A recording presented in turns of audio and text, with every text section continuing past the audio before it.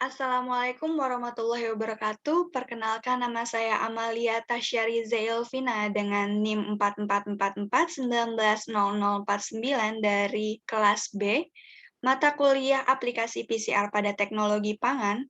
Kali ini saya akan mempresentasikan tentang teknologi DNA rekombinan. Yang akan dibahas kali ini yaitu yang pertama teknologi DNA rekombinan, yang kedua teori, dan yang ketiga pengaplikasian dari teknologi DNA rekombinan. Yang pertama, teknologi DNA rekombinan. Berdasarkan sumber Novriandri 2007, mengatakan bahwa teknologi DNA rekombinan adalah teknik penggabungan DNA dari beberapa spesies yang berbeda, sehingga akan diperoleh organisme baru dengan sifat-sifat yang diinginkan. Dan dikatakan pula bahwa teknologi DNA rekombinan ini dapat meningkatkan nilai tambah suatu produk menjadi produk yang sangat prospektif. Berdasarkan sumber lain yaitu dalam Nugroho dan Rahayu 2018 mengatakan bahwa teknologi DNA rekombinan ini adalah rekayasa genetik untuk menghasilkan sifat baru dengan merekombinasikan gen tertentu dengan DNA genom organisme targetnya. Secara teori, berdasarkan sumber yang sama yaitu Nugroho dan Rahayu 2018 mengatakan bahwa tujuan dari teknik DNA rekombinan adalah untuk merekombinasi gen dalam tabung reaksi. Dan tahapan-tahapan dari teknologi DNA rekombinan ini meliputi isolasi DNA, teknik memotong DNA, teknik menggabungkan dan memasukkan DNA ke dalam sel hidup.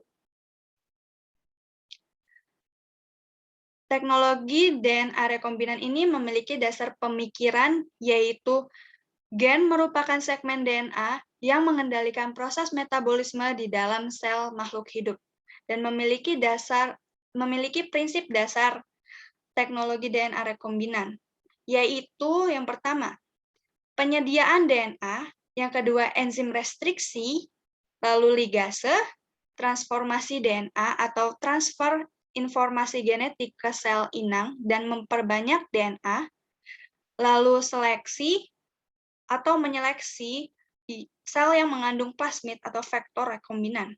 Dan yang terakhir itu deteksi atau mendeteksi keberadaan dan kebenaran DNA sisipan. Yang selanjutnya yaitu ada contoh pengaplikasian dari teknologi DNA rekombinan. Di sebelah kiri kita bisa lihat kita ambil misalnya bakteri bersel prokariotik atau bersel sederhana.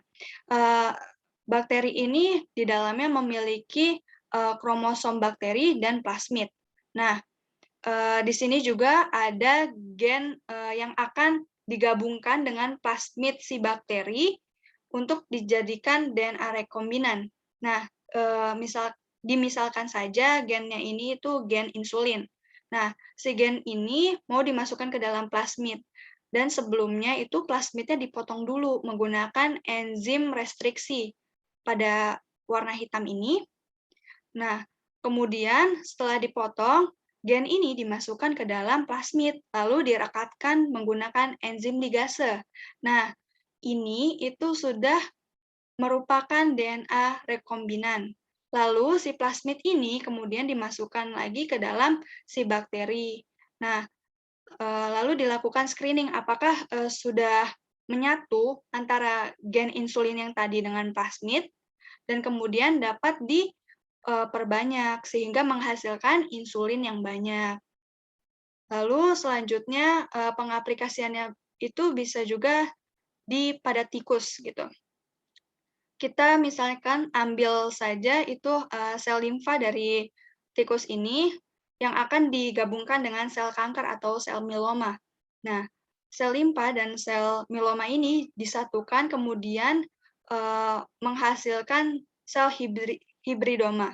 Nah, sel hibridoma ini bila diperbanyak itu akan membuat antibodi monoklonal.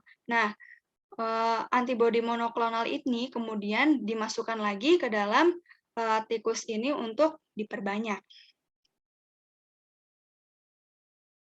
Ini adalah daftar pustaka yang saya ambil sumber-sumbernya untuk PPT ini. Mungkin cukup sekian, kurang lebihnya mohon maaf. Wassalamualaikum warahmatullahi wabarakatuh.